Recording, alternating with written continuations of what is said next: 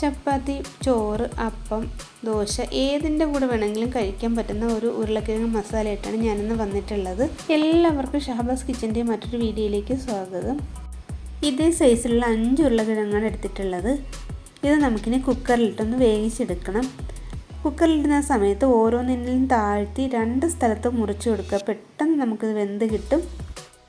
ഉരുളക്കിഴങ്ങ് മസാല റെഡിയാക്കി എടുക്കാൻ വേണ്ടിയിട്ട് പാനിലേക്ക് നമുക്ക് 3 ടേബിൾ സ്പൂൺ എണ്ണ ഒഴിച്ചു കൊടുക്കാം. എണ്ണ ചൂടാകുമ്പോൾ ഇതിലേക്ക് ചെറിയ 3 കഷ്ണം പട്ട, 1 ഗ്രാമ്പു, 1 ബേ ലീഫ് ഇട്ട് കൊടുക്കാം. കൂടെ തന്നെ 1/2 ടീസ്പൂൺ കടുക് ഇട്ട് കൊടുക്കാം. കടുകൊക്കെ ഇത് പൊട്ടി വന്നിട്ടുണ്ട്. ഈ സമയം ലോ ഫ്ലെയിമിൽ വെച്ചിട്ട് വേണം നമ്മളിതിനെ അടുത്തൊക്കെ ഇട്ട് കൊടുക്കാൻ. 1/2 ടീസ്പൂൺ ചെറിയ ജീരകം, 1/4 ടീസ്പൂൺ കായപ്പൊടി. ഇത് ഈ കടല ഫ്രൈ ചെയ്ത് 3 ടേബിൾ സ്പൂൺ ക്രഷ് ചെയ്ത് ചേർത്ത് കൊടുക്കാം. പൊടികളൊന്നും കരിഞ്ഞു പോവാതെ ലോ ഫ്ലെയിമിൽ വെച്ച് ഇളക്കി കൊടുക്കണം. 2 സെക്കൻഡ് ഇതുപോലെ ഇളക്കി കൊടുത്ത ശേഷം ഈ രൂപത്തിൽ 3 സവാള ഡൈസ് അരിഞ്ഞെടുത്തിട്ടുള്ളതാണ് ഇതിലേക്ക് ചേർത്ത് കൊടുക്കുന്നത്. ചെറുതായി ഒന്ന് വഴന്ന് വരുന്നവരെ നമുക്കിതൊന്ന് ഇളക്കി കൊടുക്കാം. മീഡിയം ഫ്ലെയിമിൽ വെച്ചിട്ട് വേണം നമ്മളിനി വഴറ്റിയെടുക്കാൻ. സവാള ഇളക്കി ഇത് ഈ രൂപത്തിൽ വഴന്ന് വന്നിട്ടുണ്ട്. ഇനി നമുക്ക് ഇതിലേക്ക് കറിവേപ്പിലയാണ് ചേർത്ത് കൊടുക്കേണ്ടത്. ഞാനൊരു 4-5 തണ്ട് കറിവേപ്പില ചേർത്ത് കൊടുക്കുന്നുണ്ട്. 3 പച്ചമുളക് ഇത് ഈ രൂപത്തിൽ അരിഞ്ഞ് ചേർത്ത് കൊടുക്കാം. നമ്മൾ ചേർത്ത് കൊടുത്തത് എല്ലാം കൂടി ഒന്ന് മിക്സായി വന്നതിന് ശേഷം 2 തക്കാളിയും നമ്മൾ ഡൈസായി തന്നെ അരിഞ്ഞ് ചേർത്ത് കൊടുക്കുന്നുണ്ട്.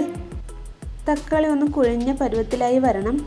തക്കാളി വഴന്ന് കുഴഞ്ഞ പരുവത്തിലായ ശേഷം നമുക്കിതിലേക്ക് ഇഞ്ചി വെളുത്തുള്ളി ചതച്ചതാണ് ചേർത്ത് കൊടുക്കേണ്ടത്. ഇതും കൂടി നന്നായി ഒന്ന് വഴന്ന് വന്ന ശേഷം ലോ ഫ്ലെയിമിൽ വെച്ചിട്ട് പൊടികളെല്ലാം ചേർത്ത് കൊടുക്കാം.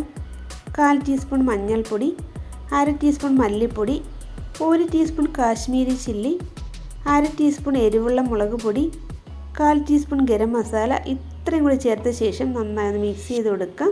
പൊടികളുടെ പച്ച മണമൊക്കെ മാറി വന്ന ശേഷം നമുക്കിതിലേക്ക് വെള്ളം ചേർത്ത് കൊടുക്കാം. ഒരു 1/2 കപ്പ് വെള്ളമാണ് കേട്ടോ ഇതിലേക്ക് ചേർത്ത് കൊടുക്കുന്നത്. ഇത് നമുക്ക് നല്ലൊരു തിക്ക് പരുവത്തിലാണ് കിട്ടേണ്ടത്. അതുകൊണ്ട് ഒത്തിരി വെള്ളം ചേർത്ത് കൊടുക്കേണ്ട ആവശ്യമില്ല കേട്ടോ. 1/2 കപ്പ് വെള്ളം നമ്മൾ ചേർത്ത് കൊടുത്തിട്ടുണ്ട്. ഇനി ഇതിലേക്ക് പാകത്തിലുള്ള ഉപ്പ് കൂടി ചേർത്ത് കൊടുക്കണം. ഉപ്പും കൂടി ചേർത്ത ശേഷം നന്നായി ഒന്ന് മിക്സ് ചെയ്ത് കൊടുക്കാം. ഇതൊന്ന് തിളച്ച് വരുന്നുണ്ട്. ഈ സമയം നമുക്കിതിലേക്ക് നമ്മൾ വേവിച്ച് വെച്ചിട്ടുള്ള ഉരുളക്കിഴങ്ങാണ് ചേർത്ത് കൊടുക്കേണ്ടത്. ഉരുളക്കിഴങ്ങ് ചേർത്ത ശേഷം ഇതുപോലെ ചെറുതായിട്ടൊന്ന് 5-6 ഉടച്ചു കൊടുത്താൽ മതി. എല്ലാം കൂടി ഒന്ന് ഉടച്ചു കൊടുക്കണ്ട. ഇനി നമുക്കൊന്ന് നന്നായിട്ടൊന്ന് മിക്സ് ചെയ്ത് മൂടി വെച്ച് കൊടുക്കാം. നമുക്കിനി തുറന്ന് നോക്കാം. നമ്മുടെ ഉരുളക്കിഴങ്ങ് വെന്തതാണ്. നമുക്ക് മസാലയും കുറുകിയ രീതിയിലാണ് വരേണ്ടത്. അതുകൊണ്ട് 3-4 മിനിറ്റ് നമുക്ക് മൂടി വെച്ച് കൊടുത്താൽ മതി. ഇതേ കണ്ടില്ലേ, നന്നായി തന്നെ നമുക്ക് കിട്ടിയിട്ടുണ്ട്.